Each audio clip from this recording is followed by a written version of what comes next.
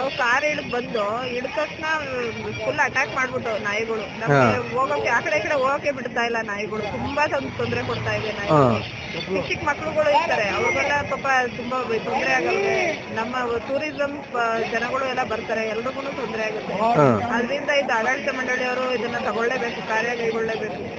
ತುಂಬಾ ಕಷ್ಟ ಆಗುತ್ತೆ. ಭಯ ಆಗ್ತದ? ತುಂಬಾ ಭಯ ಆಯ್ತು ಮಾತ್ರ, ನಮ್ಗೆ ಬರೋಕೆ ಆಗ್ತಿರ್ಲಿಲ್ಲ ಒಳಗಡೆ. ನಿಜಾಮಾಬಾದ್ ದೇವಸ್ಥಾನದಲ್ಲಿ ನಾಯಿಗಳು ಇಲ್ಲ ಅಂದ್ರೆ ಒಂದು 50 ನಾಯಿಗಳೇ ಸಾಕಿ ಬಿಟ್ಟವ್ರೆ.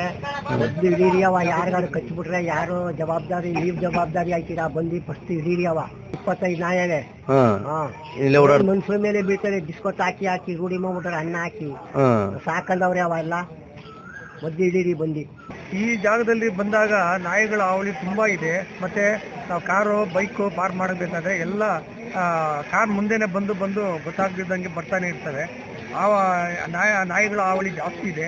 ಅದರಿಂದ ಇಲ್ಲಿ ಏನಿದೆ ನಾಯಿಗಳನ್ನ ತುಂಬ ಕಂಟ್ರೋಲಲ್ಲಿ ಹದ್ಬಸ್ನಲ್ಲಿ ಇಡಬೇಕು ಅಂದ್ಬಿಟ್ಟು ನಮ್ಮಲ್ಲಿ ದೇವಸ್ಥಾನದ ಟ್ರಸ್ಟ್ ಇದು ವಿನಂತಿ ಮಾಡ್ತಾ ಇದೆ.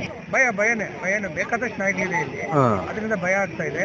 ಇಲ್ಲಿ ಏನೋ ನಾಯಿ ಹಾವಳಿ ಇದೆಯೋ ಅದನ್ನೆಲ್ಲ ಸ್ವಲ್ಪ ಕಂಟ್ರೋಲ್ ಮಾಡಬೇಕು ಅಂದ್ರೆ ಟ್ರಸ್ಟ್ಗೆ ನಾವು ಮನವರಿಕೆ ಮಾಡ್ತಾ ಇದ್ದೀವಿ.